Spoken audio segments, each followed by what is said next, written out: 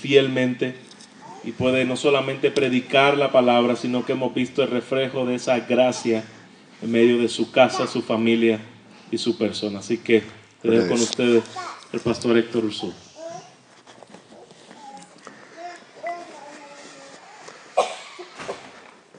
Hermanos, ¿cómo están? Qué gusto saludarles. Dios les bendiga a todos.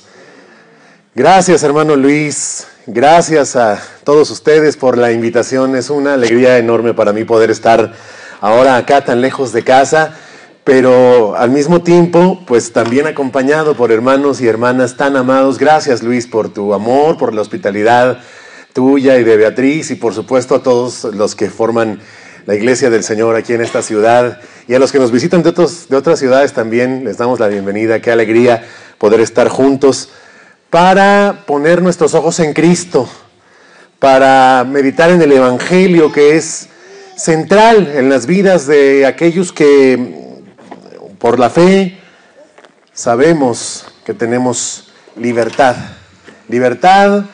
para vivir para el Señor. Vamos a orar, si les parece, antes de comenzar el estudio de la palabra, lo que nos va a estar uniendo a lo largo de estos días a Cristo vivamente por medio de su palabra, que es viva y que es eficaz y que es cortante, que es como espada que penetra a lo profundo de nuestros corazones como lo hace una espada de doble filo. Que así sea en nuestras vidas. Oramos, ponemos este tiempo en manos del Señor. Gracias, Padre, porque nos concedes, Señor, sencillamente recibir tu palabra. Gracias, Padre, gracias, Señor, porque tú no nos dejaste sin consejo, tú no nos dejaste sin dirección, nos diste tu espíritu, nos diste tu palabra, Señor, y por medio de tu palabra, Señor, es que podemos conocerte y conocer tu voluntad y aún andar en ella, Señor, porque tú nos haces capaces. Todo es tuyo, Señor, todo ha venido de ti, Señor, y todo corre hacia ti en nuestras vidas, Señor. Nos trajiste de muerte a vida y así, Señor, nos santificas y así, Señor, nos glorificarás en ti, Señor. Que podamos en verdad reflejar esta realidad, Señor, en nuestras vidas por medio de tu palabra. Que esta palabra, Señor, no sea simplemente un cúmulo de datos que conocemos, sino que se haga vida en nosotros. Te lo rogamos, Padre, en Cristo Jesús, Señor nuestro, para tu gloria, Señor. Amén. Gracias, Señor. Bien, pues si me acompaña, vamos a la Escritura, vamos a la palabra de Dios. En la carta a los Filipenses, capítulo 2, versículo 12. Filipenses, capítulo 2, versículo 12, que son exhortaciones directas del apóstol Pablo a la iglesia en Filipos y por supuesto exhortaciones del Espíritu Santo a los creyentes de todos los tiempos, usted y yo incluidos. Y por eso estas palabras, sabemos, tienen la autoridad de Dios. Y leemos allí en Filipenses, capítulo 2, versículo 12. Dice la Escritura: por tanto, amados míos, como siempre habéis obedecido, no como en mi presencia solamente, sino mucho más ahora en mi ausencia, ocupaos en vuestra salvación con temor y temblor, porque Dios es el que en vosotros produce así el querer como el hacer por su buena voluntad. Haced todo esto sin murmuraciones y contiendas, para que sean irreprensibles y sencillos, hijos de Dios sin mancha, en medio de una generación maligna y perversa, en medio de la cual resplandecéis como luminares en el mundo, asidos de la palabra de vida, para que en el día de Cristo yo pueda gloriarme de que no he corrido en vano, ni en vano he trabajado. Bien, sobre esto meditamos esta tarde, hablando de nuestra condición como iglesia, una iglesia que debe estar centrada en el Evangelio. Imagine por un momento que tiene usted una pequeña empresa, pequeña pero pujante empresa, en la cual pues usted está produciendo determinado artículo. Para fines sencillamente de este ejemplo, usted está produciendo ricos pasteles. Pasteles que, por cierto, pues a la gente parecen gustarle, la gente los recibe con buen ánimo y se venden bien. Y usted ha consolidado una una producción y una distribución en esta ciudad de Salt Lake City. Y el negocio crece de manera que usted puede, desea y tiene las puertas abiertas para emprenderlo ahora en otra ciudad.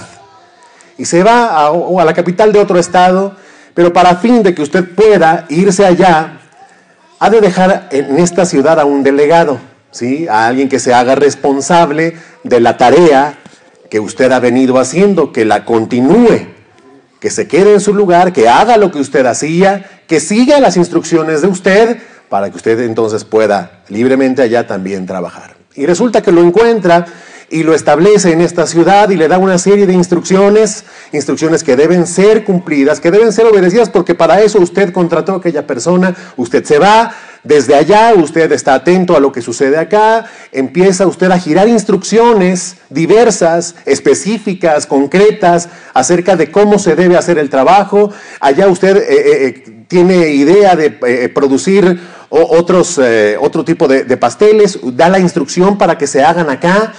Y entonces usted confía en que acá se está haciendo todo conforme al modelo que usted estableció. Pero resulta que pasados 3 meses, que usted no ha vuelto a esta ciudad, regresa para ver cómo siguen las cosas y se encuentra que en los puntos de distribución en los cuales usted ya tenía a la venta esos ricos pasteles, ahora se vende cerveza.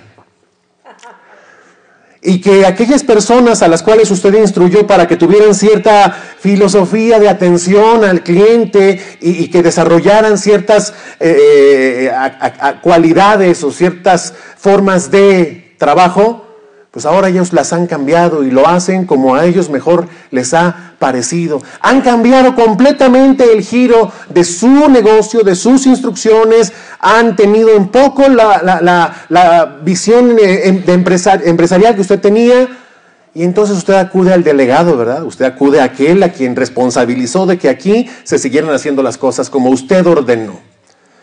Y entonces llegas ahí a la oficina que le pusiste y encuentras que está todo tirado, ¿verdad? Está sucio, pero entras por allí y encuentras a los empleados administrativos que han convertido la sala de juntas de tu negocio en una sala de billar y se están divirtiendo alegremente, están contentos. Y vas y encuentras finalmente al delegado, al director aquel, ¿verdad? Lo encuentras ahí y le dices, oye, ¿qué pasó? Bueno, pues aquí estamos, seguimos a tus órdenes. Oye, pero pues yo te dejé haciendo pasteles. Bueno, sí, pero a nosotros nos pareció que era mejor negocio vender cervezas. Se venden más. Sí, bueno, ¿y quién te dijo que hicieras esto? Bueno, nosotros consideramos que era lo mejor. Oye, pero no recibiste mis instrucciones, no recibiste mis indicaciones, mis cartas en las cuales yo te dije cómo debía continuar haciéndose el trabajo. Dices, sí las recibimos. ¿Y qué pasó con ellas? Pues las leímos. Es más, mira, te voy a decir una cosa. Aquí todos, cuando leímos tus cartas, dijimos, qué buenas cartas nos está mandando nuestro jefe. Buenísimas. Y los viernes nos reuníamos para estudiarlas. Algunos han apreciado tanto tus cartas que hasta se las han aprendido de memoria. Y te las pueden repetir tal como tú las escribiste. Bueno, ¿y hicieron lo que les pedí? Bueno, eso no. Conocemos tus indicaciones. Hemos leído tus cartas. Apreciamos mucho quién eres tú y tu visión empresarial. Nuestros respetos. Pero no hicimos lo que tú nos mandaste. Toda proporción guardada, porque este ejemplo pues, necesariamente es imperfecto, porque imperfecto es el hombre. Algo parecido es lo que llega a suceder con la iglesia de Jesucristo sobre la tierra. Él fue al Padre, nos dejó su Espíritu Santo, nos dejó su palabra, nos dejó instrucción clara, precisa, acerca de cómo debíamos andar en Él. Y sin embargo, no siempre esta perfecta voluntad expresada y clara que el Señor nos ha dado respecto a su evangelio, respecto a nuestra misión como iglesia en la tierra, ha sido obedecida. La hemos conocido, leemos las cartas, las estudiamos, entendemos su palabra, pero de allí a hacerla, temo que muchas veces pues hay un largo camino por recorrer, un largo trecho. Por eso dice el apóstol Pablo en Filipenses 2:12, y ahí hablando del liderazgo humano, directamente de él como apóstol, les dice a los filipenses: por tanto, amados míos, como siempre han obedecido, no como en mi presencia solamente, sino mucho más ahora en mi ausencia, ocúpense primeramente, y vamos a ver que no solamente es en esto, pero primeramente ocúpense en su salvación, con temor y temblor. ¿Sí? O sea, no solamente obedezcan cuando están bajo vigilancia, solamente obedeciendo al ojo. Y vaya que se entiende que los filipenses eran una iglesia sumamente amada por el apóstol Pablo. Eran hombres y mujeres piadosos, pero es posible que tendían a apoyarse demasiado en la presencia física del apóstol Pablo. Y si se apoyaban demasiado en la presencia de un hombre, de modo que cuando ese hombre no está, tiene que aconsejar, cuidado con no soltar, ¿verdad?, este buen desempeño, ¿verdad?, esta ocupación de ustedes en el Evangelio cuando yo no esté. Imagínense cuánto más debe estar atenta una iglesia a no conformarse al hecho de que el Señor no está físicamente aquí entre nosotros, de modo que pudiera demandarnos, como aquel director que vuelve a la ciudad, a aquellos de su empresa, Él a nosotros, reprendiéndonos acerca de no haber respondido a su palabra, a su voluntad, a su dirección. ¿Sí? El apóstol Pablo está hablando aquí a una iglesia que no es muy diferente a la iglesia de hoy, pero quizás sí habla a una iglesia que tenía muchas cosas menos en que entretener su atención que la iglesia de hoy. Y nuestros corazones, como los corazones de los filipenses, cada uno debe hacer esta reflexión personalmente, nuestros corazones corren el riesgo de sentirse indebidamente autorizados a hacer lo que les parezca mejor, al cabo que nadie nos ve, entre comillas. El apóstol Pablo aquí enseñando a la iglesia que no es saludable depender de un hombre para hacer lo que es correcto, que no es saludable depender de un hombre para mantenerse con los ojos puestos en Dios. Nos enseña a todos nosotros, no solamente que no deberíamos depender de que un líder en la iglesia, que un pastor visible nos vea para andar según Cristo demanda, sino a recordar que en verdad siempre hay alguien que nos ve.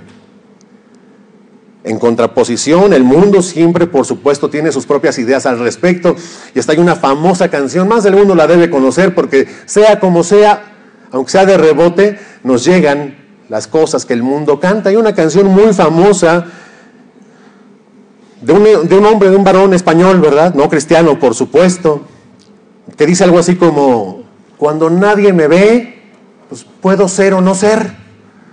Cuando nadie me ve, no me limita la piel. Pero el Evangelio, que ha transformado, si en verdad ha transformado las vidas de todos nosotros, nos transforma no solamente en las áreas que la gente ve, sino sobre todo en todo aquello que la gente no ve. Fíjense bien, obedecer, servir, compartir tu fe, todas estas cosas y muchas otras que son parte de la esencia de un creyente, no es algo que la iglesia está llamada a hacer solamente cuando se reúne.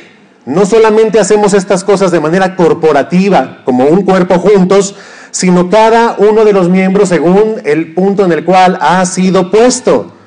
Y sobre todo son cosas que hacemos cuando nadie nos ve.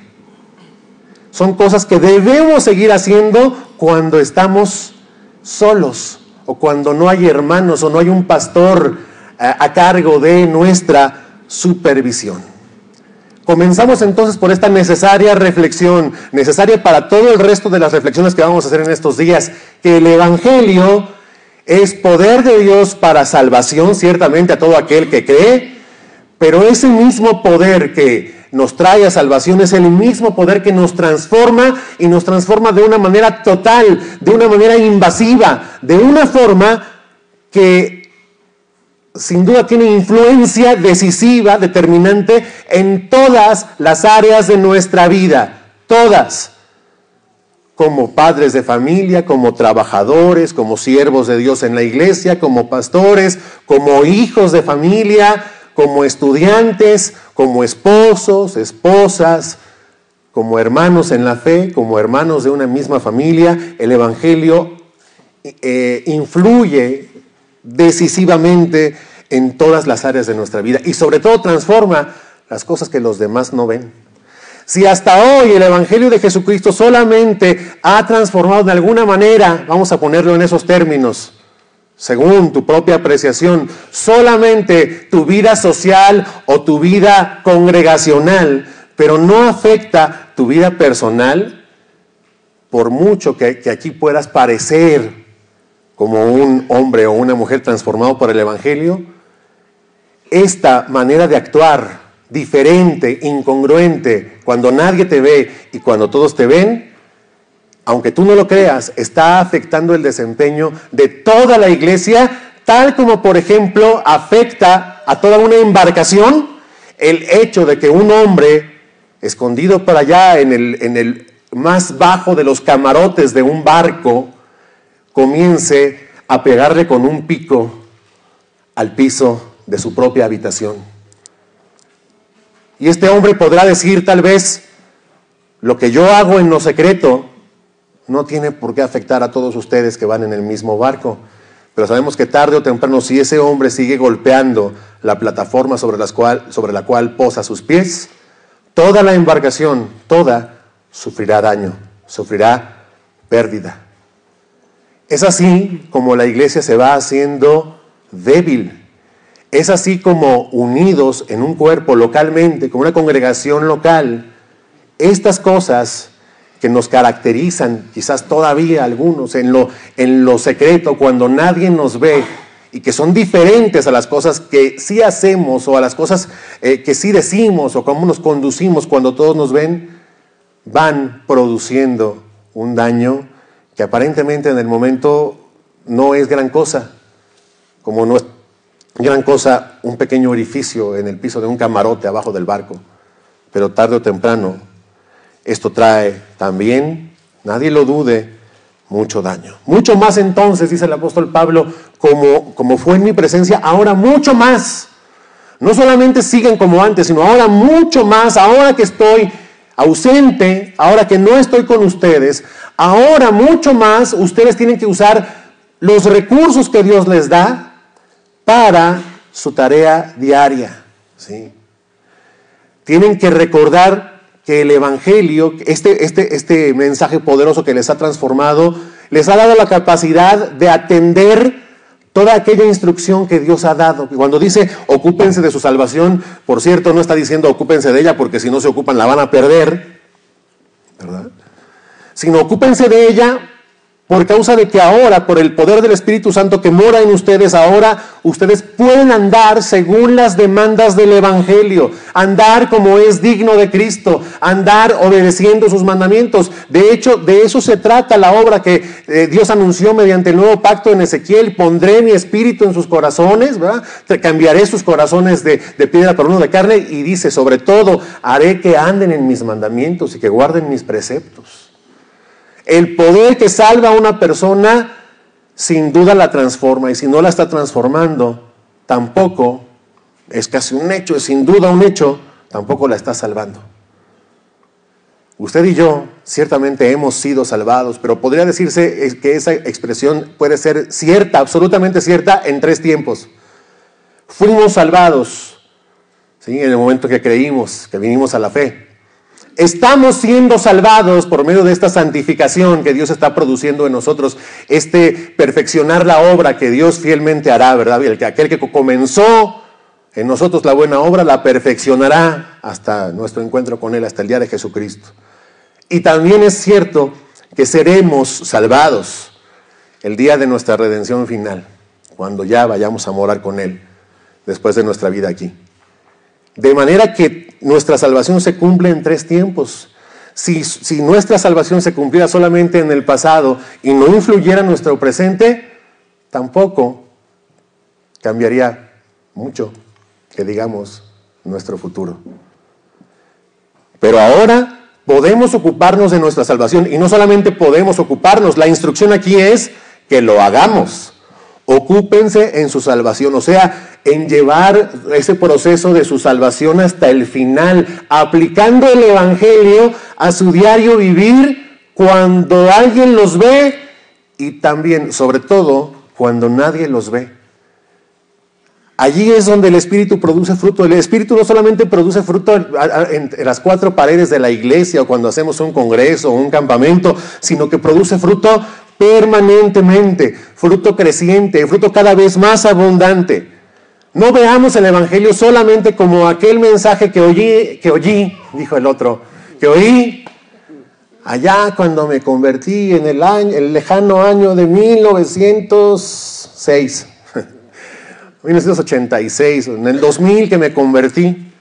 El Evangelio no solamente es aquel mensaje antiguo que tú oíste y levantaste la mano y repetiste una oración y te puso a salvo, sino el Evangelio es lo que hasta el día de hoy sigue produciendo en nosotros esa misma salvación. Estamos siendo salvados por medio del Evangelio. Si no fuera de esta manera, ya sería por demás que siguiéramos perseverando en el estudio del Evangelio. ¿No lo ha pensado?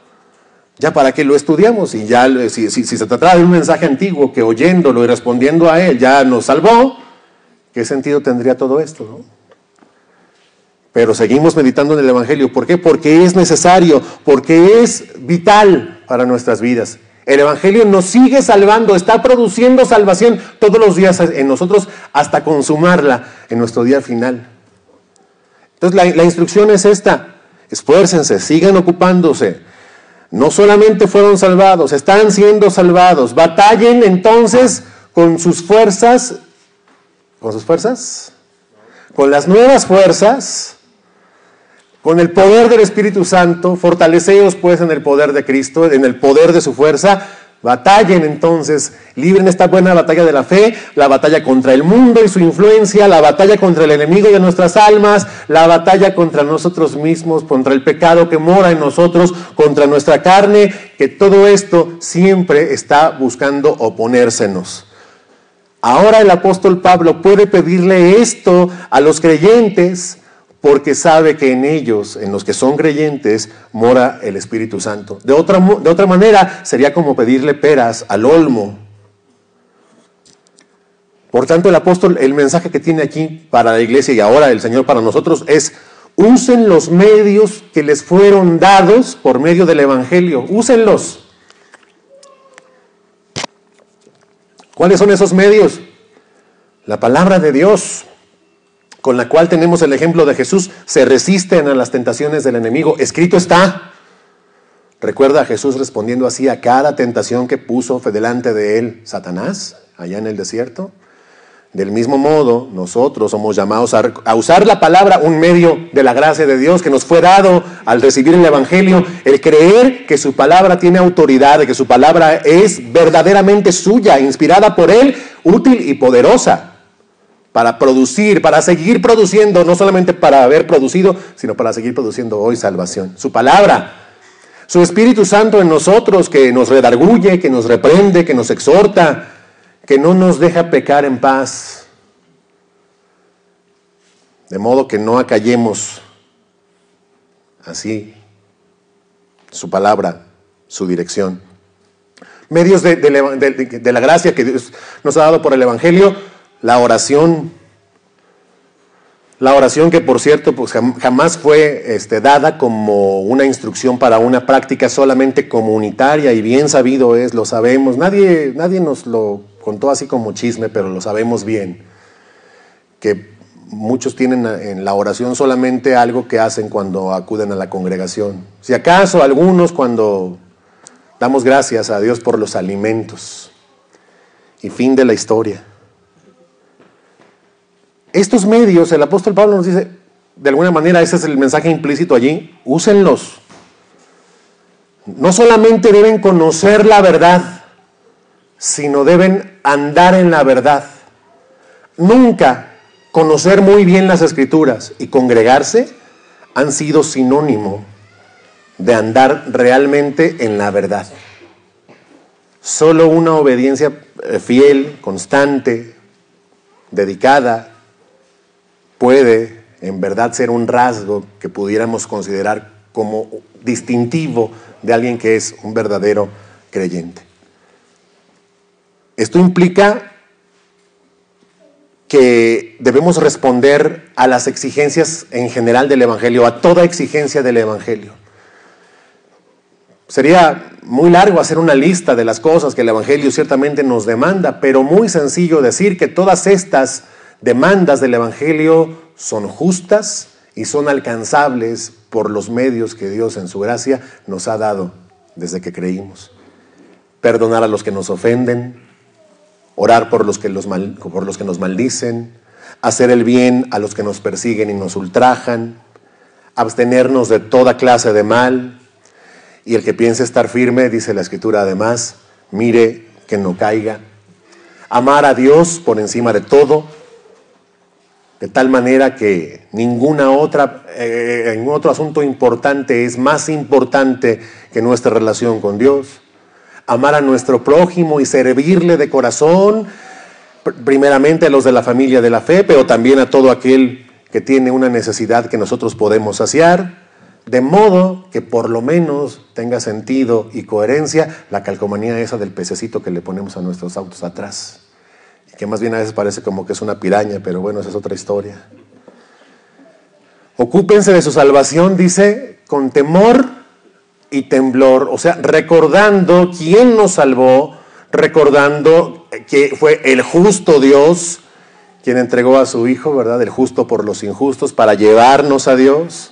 Con temor de desagradarle, con conciencia permanente, constante de quién es aquel que está siempre viéndolo todo, tomando a Dios en serio y con absoluta reverencia, no jugando con Dios, sino teniendo temor de irritarle, de contrariarle y de tentarle en su paciencia. Y dice el versículo 13 de Filipenses 2, ¿por qué hay que hacer esto? ¿O cómo, en qué nos apoyamos para hacer esto? Esta instrucción, ocúpense de su salvación, dice allí, porque Dios es el que en ustedes produce así el querer como el hacer por su buena voluntad. ¿Quién lo produce? El deseo y la acción son regalos de Dios. Pero nadie debemos pensar que esto pues es una instrucción para que sencillamente nos tiremos allí a una hamaca, ¿verdad? Colocada entre dos palmeras a descansar, a esperar que el Señor pues ya nos ponga en algún día el querer como el hacer. La verdad es que estas palabras muchas veces se toman de esta manera y no, tenemos que recordar que ciertamente Dios produce todo en nosotros, pero nosotros nos ocupamos de hacerlo todo en Él. Dios pone en nosotros querer y hacer. Ese es el poder del Evangelio también. El poder, el desear y hacer, por medio de ese poder, aquellas cosas que a Dios agradan y aquellas cosas que Dios demanda. De modo que sabemos, lo tenemos muy claro, nadie habría podido venir a Cristo nada más porque sí, por habérselo propuesto a sí mismo, con base en su propio corazón. Dios tuvo que producir en nosotros ciertamente el querer y el hacer, esto para obedecer a la fe. Pero si en alguno produjo esto, obediencia al mensaje de arrepentimiento y fe, sin duda sigue produciendo querer y hacer, andar en Él. Pero para eso pues hay que permanecer en Él, lo cual sí demanda de nosotros una atención, un esmero. Nadie piense que sencillamente que pues ya el Señor lo iluminará como quien le prende a la luz, ¿verdad? Con el switch.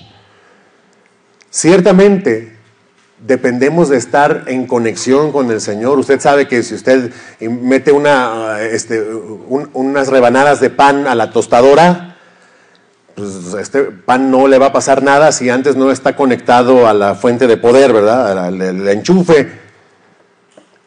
O quiere usted planchar su ropa, ¿verdad? Usted no le va a poder quitar las arrugas a la ropa que está planchando si antes no toma el cablecito que trae la plancha y lo conecta allí. Ni las bombillas, ¿verdad? Las traemos en las manos encendidas. hay que atornillarlas. Y lo mismo la palabra de Dios nos instruye, es parte de nuestro entendimiento del Evangelio. Dijo el Señor Jesús: permaneced en mí y yo en vosotros, y así como el pámpano no puede llevar fruto por sí mismo si no permanece en la vid, así tampoco ustedes, si no permanecen en mí, pueden llevar fruto. ¿Sí? Y yo soy la vid y ustedes las ramas. El que permanece en mí y yo en él, este lleva mucho fruto, porque separados de mí nada pueden hacer. Nada bueno, ¿eh? Algunos dicen: no, pues sí, yo puedo hacer muchas cosas separados de Dios, sí, pero nada que valga la pena, nada útil, nada de lo cual se pueda decir que es un buen fruto. Entonces Dios comenzó en nosotros la obra salvadora. Lo que hoy, esta tarde, quiero que entendamos es que la continúa haciendo. La salvación se está completando. No le digo por esto que la ponga en duda. Si usted creyó, usted es un hijo de Dios. Pero si usted creyó también, fuimos hechos, somos hechura suya, creados en Dios para buenas obras. Las buenas obras que Dios preparó de antemano para que anduviéramos en ellas. Somos predestinados y lanzamos los globos por los aires y tiramos confeti y serpentina cuando nos enteramos, ¿verdad? Y comprendemos, venimos al conocimiento que somos predestinados. Pero la Escritura dice que fuimos predestinados para ser hechos a la imagen de su Hijo. Ay, ahí guarden el confeti, ¿verdad? Guarden los globos. Ya no está tan orientado solamente al haber recibido este don, sino que ahora también se demanda una respuesta. Respuesta imposible dada nuestra condición, pero respuesta posible porque Él mora en nosotros, porque nos ha dado la manera en que podemos responder a esto. Entonces, andamos en buenas obras no para hacer posible nuestra salvación, sino para confirmar, ¿verdad? O sea, nuestras buenas obras confirman nuestra salvación. ¿Toda la obra de salvación es de Dios? Sí, toda es de Dios. Pero en esa obra de salvación, Dios lo que hace es que te provee la habilidad, la aptitud para buenas obras. Entonces tú estás en este punto, en el punto de ser exhortado a alinear tus deseos a los de Dios, de una vez por todas. Tus determinaciones, tus decisiones pensadas en Él, más que en ti. Dios ya puso un querer en nosotros. Dios ya venció una resistencia en nosotros, la resistencia natural de todo hombre hacia Él. Cambió nuestros deseos. Si los cambió, esto debe ser notorio.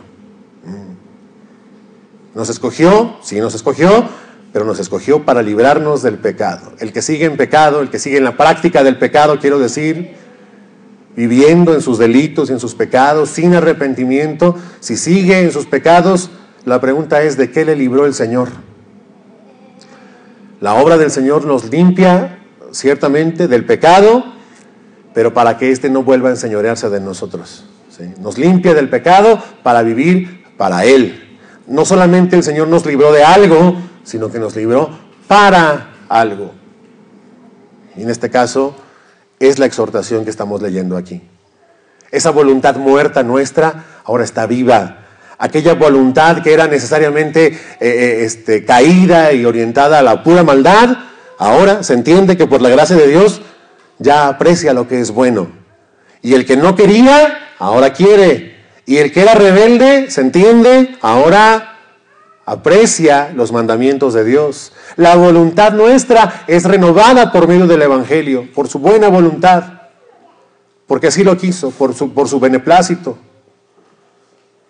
Entonces, de manera que no podemos negar nuestra responsabilidad, la responsabilidad humana en este proceso de estar siendo salvados. ¿Sí? Dios haciéndonos capaces de todo, pero nosotros ocupándonos de andar en Él. ¿Sí? Dice la Escritura en 1 Juan 2:3, y en esto sabemos que nosotros le conocemos. ¿En qué? Dice, si guardamos sus mandamientos. El que dice yo le conozco y no guarda sus mandamientos, el tal es mentiroso y la verdad no está en él. Pero el que guarda su palabra, en este verdaderamente el amor de Dios se ha perfeccionado. Y por eso sabemos que estamos en Él. El que dice que permanece en Él debe andar como Él anduvo. ¿Cómo anduvo? Haciendo siempre lo bueno, haciendo siempre el bien, haciendo la voluntad del Padre, aún diciendo que de esto se alimentaba. ¿Se acuerdan? Mi comida es que haga la voluntad del que me envió y que haga su obra. ¿Cuál es nuestra comida, mis amados? La verdad es que si reflexionamos seriamente en esto, pudiéramos encontrar que la respuesta probablemente no sea muy parecida a la de Jesús. Y nosotros fuimos predestinados para ser hechos a la imagen suya, para que Él fuera, dice la Escritura, el primogénito entre muchos hermanos. Mira, aquí tiene estos dos hermanos, ¿verdad? Aquí tiene a José Mario, aquí tiene a Beatriz. Todos los que los han visto ahora dicen, ¿se parecen? Pues sí, porque los hermanos se parecen. Y si usted viera a la mamá de Luis, ¿verdad? Y lo ve a Luis, va a decir, ¿se parecen? Sí, los de la familia se parecen. Nosotros fuimos insertados en una familia para ser hechos conforme a la imagen del Hijo, ¿verdad? Del primogénito, de Cristo, el mayor de muchos hermanos. ¿Se parece? ¿Nos parecemos a Cristo? He allí la exhortación de esta tarde, y sigue diciendo el apóstol en el 14 de Filipenses 2. Aquí ya da instrucciones ya específicas, y aquí entramos a este terreno que tiene que ver con el creyente transformado por el Evangelio, pero ahora como miembro de un cuerpo, en este caso de la iglesia. Fíjese lo que dice el 14 de Filipenses 2. Dice, hagan todo sin murmuraciones y contiendas. Ya empiezan las instrucciones, ya empiezan las indirectas, dijo alguien por ahí, ¿verdad? Bueno, si a alguien le parecen indirectas, pues ya se puso el saco, ¿verdad? Hagan todo sin murmuraciones y contiendas, o sea, sinceramente y sin quejarse de lo que hacen, en este caso en el cuerpo, en la iglesia. El peor testimonio posible del Evangelio es un cristiano haciendo las cosas que hace con murmuración y con un corazón contencioso. Unido a su hermano, pero solamente de palabra, pero realmente no teniendo mucha disposición a tener comunión con él, mucho menos a perdonarle sus faltas, que va. Y a veces así la iglesia pretende avanzar y pretende caminar, ¿verdad? Trabajando juntos, pero no perdonando y hasta hablando mal, ¿verdad? Murmurando de aquel al quien no perdonaste, como si Cristo a ti no te hubiera perdonado y como si Cristo no te dijera a ti, y aún a los que te persiguen y te ultrajan y te maldicen, a estos también perdónales. No hay peor obra que la iglesia pueda hacer que la obra hecha con este corazón, contencioso y murmurador. Hermanos que reciben, por ejemplo, la encomienda de atender a otros hermanos, ¿verdad? Se pide a la iglesia, por ejemplo, tenemos visitantes de otras ciudades. Yo sé que eso no pasa aquí. Lo que voy a decir a continuación, pero de que lo he visto, ¿verdad? Hermanos que aceptan a regañadientes, ¿verdad? Y porque ven que pues ya nadie más se animó a hospedar hermanos, pero los hospedan quejándose. Eso no puede ser, ¿verdad? Hospedan, pero refunfuñando porque pues ya se comieron mi comida y ocuparon mi cama, ¿verdad? ¿Y cuánto se van estos hermanos?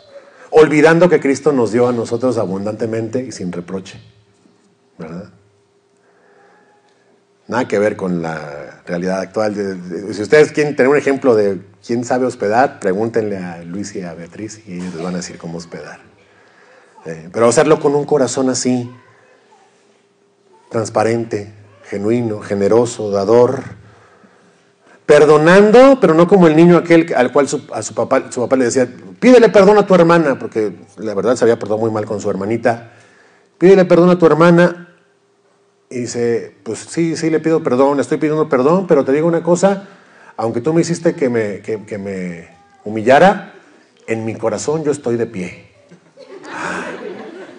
Así, de que pasa. O sea, la exhortación aquí es responder a la dirección de Dios, pero no a la fuerza, no de mala gana, no con murmuración, dice ahí. ¿Sabe de dónde salió esa palabra murmuración?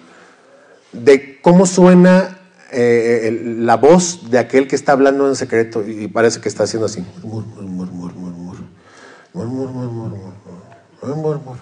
Ahí viene el murmullo y murmuración vienen de ahí, es hablar entre dientes. Y cuando alguien habla así, para que no le oiga el otro, lo que está revelando es su amargura. Si es su caso, arrepiéntase, mi hermano. Sirvan entonces, o sea, hagan todo lo que hacen, lo que hagan, háganlo sin murmuraciones, sin contiendas, sin quejarse, sin estar lamentando, sin lamentar que están obedeciendo. Vaya cosa. La iglesia es débil cuando actúa, pero mientras actúa está murmurando y en contienda. Aquel que se esconde en las sombras y en lo secreto para andar hablando de su hermano, está actuando contra el evangelio mismo que produjo perdón, que le otorgó perdón a él, de modo que él no tiene por qué negárselo a su hermano. Actuando contra el evangelio y contra la luz que el evangelio se supone que le produjo a él. ¿Sí? Hagan todo pues sin murmuraciones ni contienda, dice el versículo 15, para que sean irreprensibles y sencillos, hijos de Dios sin mancha, en medio de una generación maligna y perversa, en medio de la cual resplandecen como luminares en el mundo. Vamos a ver qué quiere decir esto, para que sean irreprensibles. O sea, para que los que no son creyentes, sobre todo ellos, no tengan de qué acusarnos, diciéndonos la verdad. ¿Sí? Con todo, el cristiano puede ser acusado de muchas cosas de forma mentirosa, ¿verdad? Calumniado, ¿verdad? Pero aquí se trata de ser, dice, irreprensibles. O sea, que la gente no tenga de qué acusarte ante las autoridades de tu iglesia o de tu ciudad o de tu país. Irreprensibles y sencillos, dice. O sea, puros. ¿Sí? Irreprensibles y sencillos quiere decir esto, sin que te puedan acusar de algo con verdad y siendo puro, no permitiendo que el mal anide en tu corazón y contamine lo que Dios ya ha limpiado. ¿Sí? O sea, irreprensibles, sencillos, para que sean, dice, hijos de Dios sin mancha. Y la pregunta es, a ver, pues el pastor nos ha enseñado que cuando creímos, pues vinimos a la fe, nos dio su espíritu y quedamos revestidos de la justicia de Cristo, que la obediencia de Cristo, que es perfecta, nos cubrió a nosotros en nuestra miseria, ¿verdad? En nuestra condición de desobedientes. Entonces, como dice ahí, para que sean hijos de Dios sin mancha, que no lo somos ya. ¿Sí? Nosotros somos hijos de Dios. Delante de Dios, ¿verdad? Somos tenidos como hijos sin mancha, pero esto no significa que tú entonces no te debas abstener de mancharte tú. Como decimos en nuestros países, hermano, no te manches, ¿verdad? En este caso, lo digo en el mejor de los sentidos, mancharnos con el pecado, ¿verdad? Con la rebeldía, con la desobediencia a Dios. Sí. No podemos poner como pretexto que ya somos hijos sin mancha, ya Cristo nos justificó, y si nos justificó, pues nos glorificará, ciertamente, eso es verdad, pero también nos santificará. Y en ese proceso tenemos que responder nosotros. Si hay una respuesta demandada, nadie piense que no. De repente ese es el otro extremo al que quizás ahora alguno que ha entendido el poder de la gracia de Dios quizás se vaya inclinando hacia allá. O sea, ya no me toca a mí hacer nada, ya el Señor, la salvación es del Señor, ¿verdad? Ya no me toca hacer nada a mí. Nadie se engañe. No podemos poner como pretexto que pues igual Él ya nos perdonó. Pues comamos y bebamos, ¿no? Que al fin, Pablo decía, comamos y bebamos que mañana moriremos si no tuviéramos esperanza. De repente podemos llegar a este otro extremo, ¿verdad? De la aguja para el otro lado, decir, comamos y bebamos, que al fin que ya Cristo nos perdonó, ¿verdad? O sea, esto en el sentido de hagamos todo sin límite y sin conciencia y sin temor, que al fin ya estamos perdonados, porque aún nosotros como hijos de Dios tenemos que ser, dice allí, luz en medio de una generación perversa y maligna. O sea, no estamos llamados por medio del poder del evangelio a salvación para ser igual que lo que éramos antes o para ser igual que todo aquel que no cree. Esta generación, la generación que vive en el mundo, ¿verdad? El mundo en sí es así, como dice allí el apóstol Pablo, una generación perversa y maligna, o sea, moralmente deforme. extraviada, perdida, lejos del camino, lejos de la rectitud, que reniega de los mandamientos de Dios. ¿Sí? Una generación pervertida, torcida y que odia a Dios. ¿Cómo alguien que ama a Dios podrá andar en las mismas obras de aquellos que lo odian? Es totalmente incongruente. Nuestro llamado entonces es a ser diferentes a esta generación maligna y perversa, dice, entre la cual resplandecen como luminares en el mundo, o sea, como iluminan las estrellas en la oscuridad o la luna en la oscuridad, como luminares, como antorchas en el mundo, que rompen las tinieblas en las cuales este mundo vive y muestran la luz, pero no su propia luz, sino la luz de Cristo. Tal como las antorchas pues, no tienen su propio fuego, sino que les es suministrado fuego, tal como las estrellas no emiten su propia luz, sino que reflejan la luz del sol. Así nosotros estamos llamados a hacer esa luz, a mostrar la luz de Cristo. ¿Y cómo la vamos a mostrar?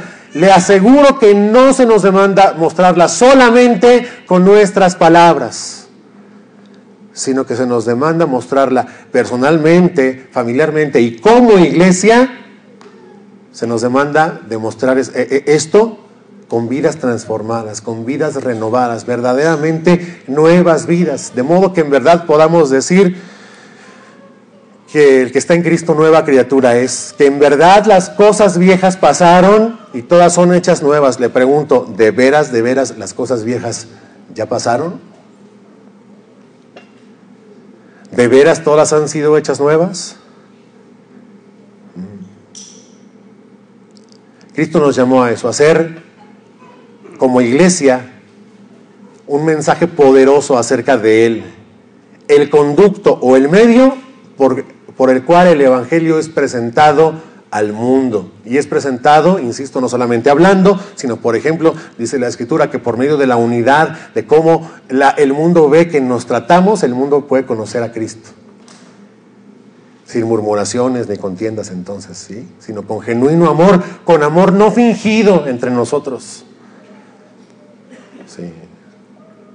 El Señor Jesús dijo en Mateo 5:13, yo lo leo: ustedes son la sal del mundo.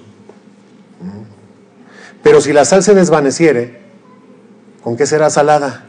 No sirve más para nada, sino para ser echada fuera y hollada por los hombres. Ustedes, dijo, son la luz del mundo.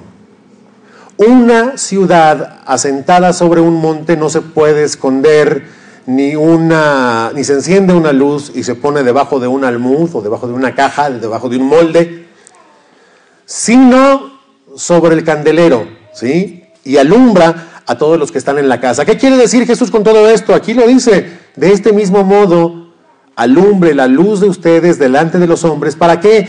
Para que vean ellos las buenas obras de ustedes y glorifiquen a su Padre, al Padre de ustedes que está en los cielos. ¿Qué puede significar esto? Sino el poder del Evangelio manifestado en vidas transformadas, en buenas obras que hablan al mundo de Cristo, para que el mundo crea, para que los que han de ser salvos lo sean por medio de la predicación del Evangelio. Algunos están esperando la gran campaña evangelística, ¿verdad?, para unirse a ella. Pero esta campaña es una campaña permanente. Nosotros estamos llamados a hacer esta tarea como iglesia, y de hecho se puede decir que esa es la razón por la cual el Señor, habiéndonos salvado, nos deja todavía aquí. Sí, para perfeccionarnos, pero para que por medio de ese perfeccionamiento el mundo tenga testimonio del poder que hay en Él, de su justicia, de su rectitud, y glorifiquen a Dios por medio de lo que nosotros mostramos, por medio de lo que el mundo nos ve hacer, no solamente decir, sino hacer a nosotros los creyentes. Un árbol, dijo J.C. Ryle, dijo, un árbol siempre se conocerá por sus frutos. Y un verdadero cristiano siempre será descubierto por sus hábitos, gustos y afectos. El poder del Evangelio como iglesia es que mostrando en todo el poder de Cristo en nuestras vidas, otros puedan venir también a la fe. Y sin embargo, la iglesia atraviesa, no podemos negarlo, por tiempos difíciles, por tiempos en los cuales en verdad no se ha respondido a esta instrucción. Ocúpense de su salvación con temor y temblor, sin murmuraciones, sin contiendas, para que entonces puedan ser lo que están llamados a ser, lo que pueden ser, irreprensibles, sencillos, en medio de esta generación plena de maldad y de perversidad, para que resplandezca la luz de Cristo en ustedes como luminares en el mundo. ¿Qué le pasa a la iglesia? Bueno, a ese respecto, un hombre de Dios, John Stott, dijo: en realidad no debemos preguntarnos qué le pasa al mundo, porque el mundo está como está. Dice, ese diagnóstico ya está dado. Lo que ahora hay que preguntarnos es: ¿qué le pasa a la sal y a la luz de este mundo? ¿Qué le pasa a la iglesia, que sin duda no está siendo lo que está llamada a hacer? En todo esto debemos meditar y reflexionar nosotros. ¿Qué podría hoy decir el mundo de ti? ¿Qué podría hoy decir el incrédulo acerca de tu vida? No solamente de la vida pública, sino además si te conoce privadamente. ¿Y qué está diciendo además? ¿Qué está diciendo el mundo acerca de la iglesia? Porque lo que muchos están diciendo acerca de la iglesia, pues bueno, a lo mejor no te importa tanto, porque pues, a lo mejor no has meditado en lo que eso implica, pero lo que el mundo puede estar diciendo hoy acerca de la iglesia es lo que el mundo pueda estar diciendo hoy acerca de Cristo, y entonces sí importa. No estamos llamados propiamente a guardar nuestro testimonio para gloria nuestra, sino el de Cristo, el de su poder, para gloria de Él, a través de nosotros. ¿Cómo podríamos hacer esto? Versículo 16, y allí terminamos. Asidos, ¿sabes qué significa asidos? Tomados con fuerza, agarrados, aferrados, con uñas y dientes y lo que se pueda, asidos, tomados de la palabra, de la palabra de vida, de la palabra de Dios, del Evangelio. El Evangelio que nos transforma por este medio, ¿verdad? ¿Cómo nos es dado el Evangelio si no es por medio de palabras? Palabras poderosas, palabras que salvan, que salvaron, salvan y salvarán al pueblo de Dios, ¿sí? Asidos entonces, dice, de la palabra de vida, para que en el día de Cristo yo pueda gloriarme, dice el apóstol Pablo, de que no he corrido en vano, ni en vano he trabajado. ¿Por qué tenemos que estar asidos o aferrados o agarrados a la palabra de vida? ¿Por qué? Pues por nuestra humana debilidad, mis amados. Por eso tenemos que estar continuamente aferrados a la palabra, conectados a la fuente, enchufados al Señor, permaneciendo en Él, tal como las ramas pertenecen al árbol del cual forman parte. Y cuando son quitadas de allí, simplemente no tienen vida en sí mismas. ¿Sí? A causa de que somos pecadores, perdonados a fin de cuentas, reconciliados con Dios, pero pecadores, porque el pecado mora en nosotros, en nuestros miembros, somos muy capaces, nadie lo dude, de fallarle al Señor y de fallarle mucho. Por eso la necesidad de estar centrados en el Evangelio continuamente, porque necesitamos estar firmes y recordarnos a nosotros mismos día tras día, hora tras hora, casi podríamos decir que minuto a minuto, lo que el Señor nos ha ordenado hacer. Por eso instrucciones tan diversas como si hay algo puro, si hay algo recto, si hay algo digno, si hay algo honesto, algo digno de ser tomado en cuenta, en esto pensad. ¿Por qué? Porque es muy fácil que nosotros dediquemos nuestros pensamientos a lo que no conviene, a lo que es contrario a Dios, e incluso es muy fácil que, dada la influencia de la cultura de este mundo, terminemos hasta aprobando lo que Dios reprueba y reprobando lo que Dios aprueba. ¿Qué poder tiene una iglesia que hace semejante cosa? Y sin embargo, hoy estamos asistiendo a una época en la cual ciertamente amplios sectores de la llamada Iglesia de Cristo están en esa condición, aprobando lo que Dios reprueba y reprobando lo que Dios aprueba. No lo hagas tú, mi amado, al menos este es el mensaje hoy. No lo hagas tú, no sigas la corriente de este mundo, para que pueda ser en verdad esta luz en medio de las tinieblas.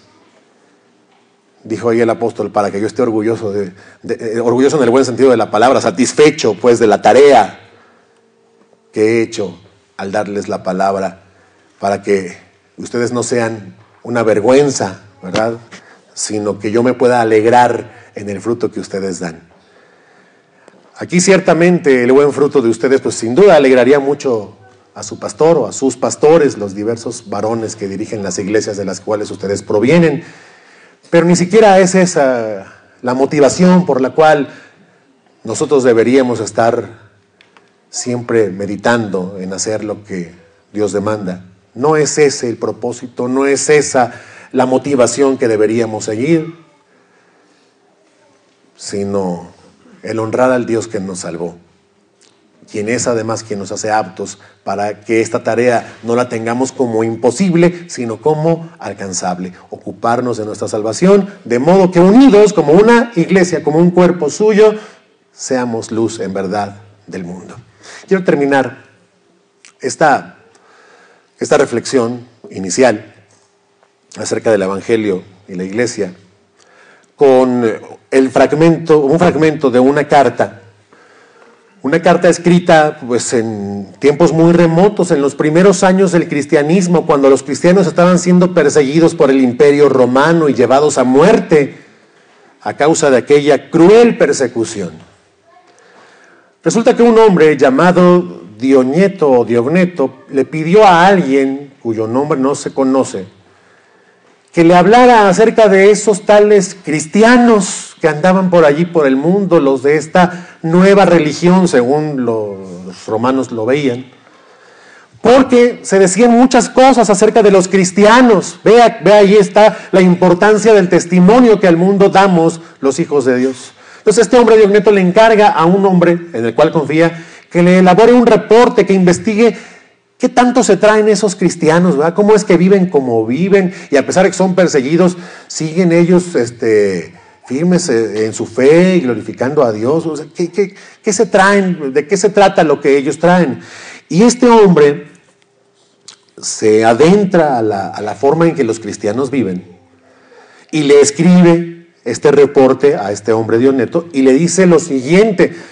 Yo solamente le quiero pedir una cosa: cuando lo esté escuchando, contrástelo con usted mismo, no con su hermano, porque es bien fácil decir, no, fulanito de tal no hace esto, y aquella otra hermana, uy, no, bien diferente a lo que dice aquí. Pero no se trata de juzgar al prójimo, al hermano, se trata de revisarnos a nosotros mismos antes que a nadie.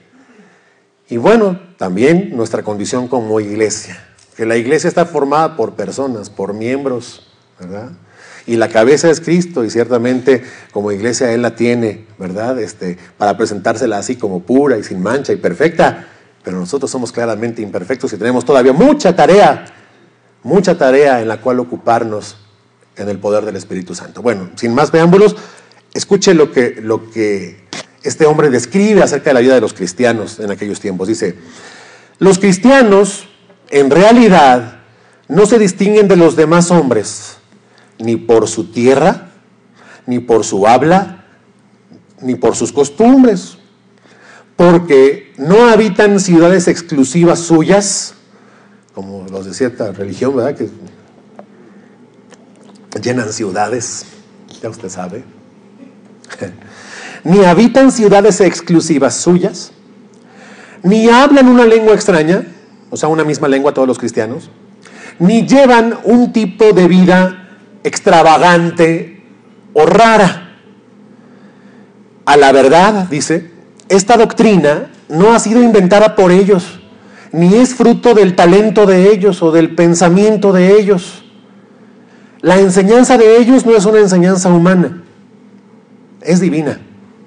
Y ellos, los cristianos, habitando ciudades, ya sean griegas o bárbaras, según la suerte que a cada uno le cupo, y adaptándose en vestido, comida y otras cosas de la vida a los usos y costumbres de cada país, los cristianos dan muestras de un nivel de conducta especial y admirable, y según toda la gente lo confiesa, incluso sorprendente.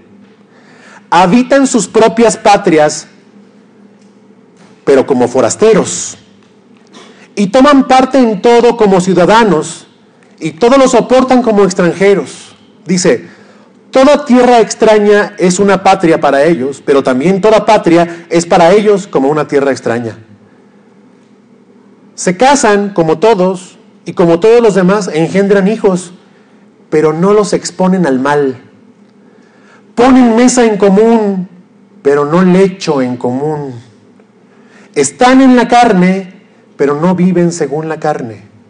Viven en la tierra, pero tienen su ciudadanía en el cielo. Obedecen a las leyes establecidas, pero con su vida ejemplar incluso sobrepasan las leyes. Aman a todos y aún así por todos son perseguidos. Se les desconoce y se les condena. Se les mata y en eso a ellos se les da la vida. Son pobres y enriquecen a muchos. Carecen de todo, pero lo dan todo. Son deshonrados por los demás, pero en las mismas deshonras con que los afectan, ellos son glorificados. Se les maldice, pero al mismo tiempo se les debe declarar justos. Los difaman y ellos responden bendiciendo. La gente los ofende y ellos dan honra. Hacen bien y aún así se les castiga como a malhechores, castigados de muerte.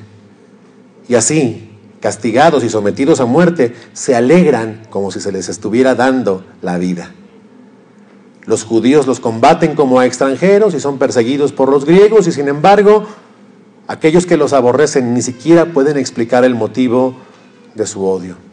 Y le dice entonces este hombre a Diogneto, le dice, si tú también deseas alcanzar esa misma fe, trata ante todo de adquirir conocimiento de Dios, porque Dios amó a los hombres por los cuales hizo el mundo y a los que les encargó todo lo que hay en la tierra. A ellos les concedió inteligencia y razón y les permitió mirar hacia arriba para contemplarlo a Él.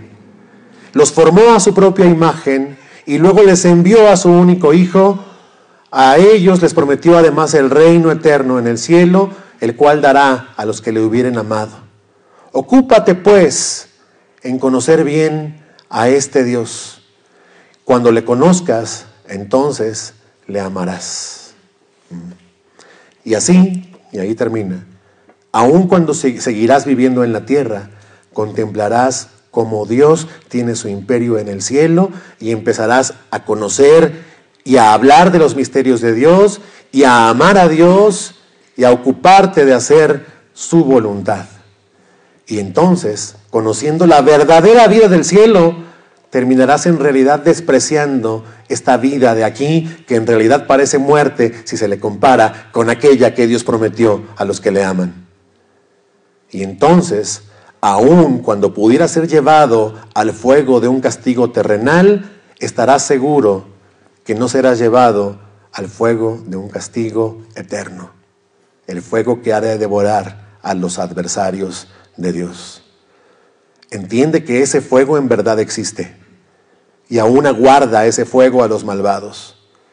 Pero tú admirarás y tendrás por dichosos y serás dichoso con aquellos que por amor a la justicia lo soportan todo y guardan sus vidas para honrar al único que es digno de que alguien viva para Él. A Él sea la gloria por los siglos. Oremos. Gracias, Señor, por tu palabra, por tu exhortación, por tu encomienda de ser nosotros luz en medio de las tinieblas de este mundo, luminares en este mundo, irreprensibles y sin mancha, no para que nos aplaudan a nosotros, no para encumbrarnos nosotros, no para ser tenidos por grandes entre los hombres, sino para que tú, oh Dios, seas tenido por el grande y único y perfecto Dios, el justo Dios, el eterno Dios, que tuvo memoria de nosotros y aún acordándose, Señor, acordándose este Señor nuestro de que somos polvo, nos llamó a ser luz de Él en medio de las tinieblas en que el mundo vive. Perdónanos, Señor. Es un hecho que no hemos respondido como debemos responder y como podemos responder, porque tú vives en nosotros a esta exhortación, Señor. Que hoy podamos comenzar este tiempo que tenemos de comunión y de unidad, apreciando tantos medios de gracia que nos has dado para poder hacer tu voluntad, para poder vivir así como tu palabra lo demanda, para poder, Señor, obedecer en todo, no considerándote como ausente entre nosotros, sino como siempre presente, Señor. Ayúdanos a recordar, Señor, que cada que alguien peca contra ti, está pecando en el mismísimo atrio del templo donde tú habitas, porque tú moras en nosotros. Nuestro cuerpo es el templo de tu Espíritu, Señor, y todo pecado, Señor, es cometido allí en el templo. Si hoy tuviéramos un templo, Señor, hecho de manos, quizás temblaríamos, Señor, al siquiera pensar en acercarnos a cometer el pecado allí, al lugar santo, allí donde tu presencia era manifiesta, Señor. Que ese mismo temor y temblor sobrecoja nuestros corazones, Señor. Te lo rogamos, Padre. Y no terminemos pecando allí en el templo, Señor. Límpianos pues de nuestras malas obras y concédenos, Señor, el tener en todo momento conciencia de ti, Señor, porque en verdad de nosotros no se puede esperar nada bueno, sino de tu poder en nosotros, de tu presencia en nosotros, de tu obra del Espíritu Santo en nosotros, Señor. Vivifícanos, Señor, por tu palabra.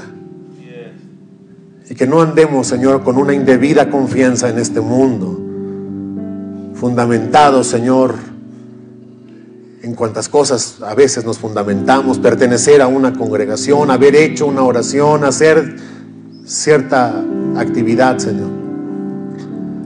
Sino que te miremos a ti, Señor, de quien depende todo, y en el único en quien somos aceptos por siempre.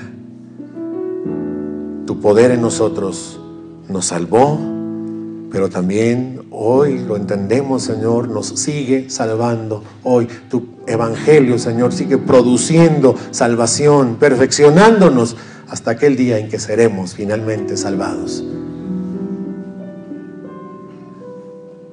Que aún anhelemos la llegada de ese día y con los ojos puestos en esa promesa tuya que sin duda será cumplida, Señor, andemos hoy recta y piadosamente, Señor, en toda nuestra manera de vivir, para honrarte a ti, Señor, para que tú brilles en nosotros, en este mundo. Te lo rogamos, Padre, en Cristo Jesús, Señor nuestro. Amén. Gracias, Señor. No se ponen de pie conmigo, iglesia. Le dice: Señor, queremos darte nuestra mejor adoración a ti, Señor. No queremos, Señor, solamente tener un fruto de labios, sino un fruto, Señor, que pueda honrar tu nombre. No queremos venir aquí, Señor, a solamente tener un encuentro emocional. Queremos encontrarnos con tu presencia. Queremos darte nuestra mejor adoración a ti, Señor. Cantemos a la gloria de su nombre, mi mejor adoración. Mi mejor adoración es entregarte todo mi corazón.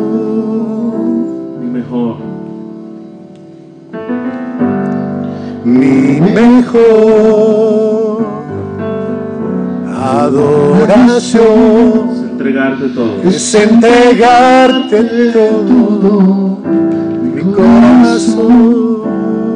Dígale: no quiero tener Y rendirte mi vida sin reservas, sin reservas, Señor. Quiero entregarte todo mi corazón.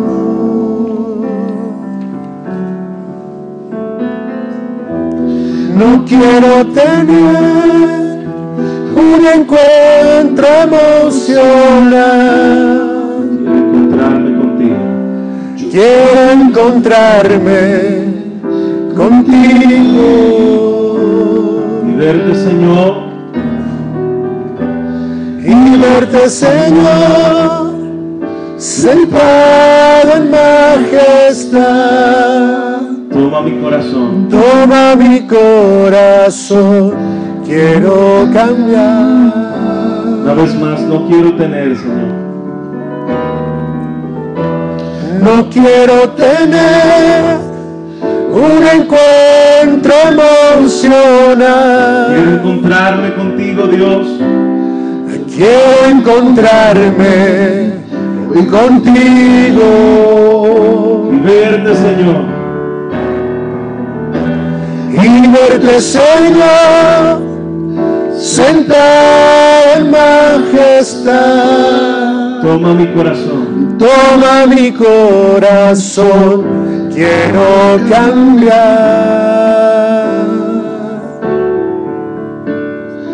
Toma mi corazón, quiero cambiar. Toma mi corazón, quiero cambiar. Señor Jesús, Saltamos a ti, oh Rey. Saltamos a ti, oh Rey. solo tú, Señor. Eres el deseo de nuestro corazón, Padre. Como hablamos ahora, Señor, podamos salir a reflejar esta verdad en medio, Señor, de una generación maligna y perversa. Como lumbreras, antorchas que alumbran en medio de la oscuridad. Úsanos, Señor, para tu gloria. Amén. Llénanos de tu gracia y que podamos, Señor, ser un embajador que proclame tu verdad. Aquí estamos, Señor. Somos tu posesión. Para ti vivimos. ¿Cuántos dicen amén? Amén. Amén. Así es, Señor. Bendiciones, iglesia. Vamos a tener un tiempo entonces. ¿Hasta qué hora es? ¿Qué hora es ahorita? 15 para las 9. 8:45. Ok. ¿A qué hora dijimos que era la fogata? 9. ¿Subimos a las 9:30? Vamos a subir a 9:30, ¿está bien? Vamos, sí. Son las 8:45, a las 9:30. Entonces, cuando suene la corneta, pues vamos a reunirnos para la fogata, que va a ser en el lado izquierdo.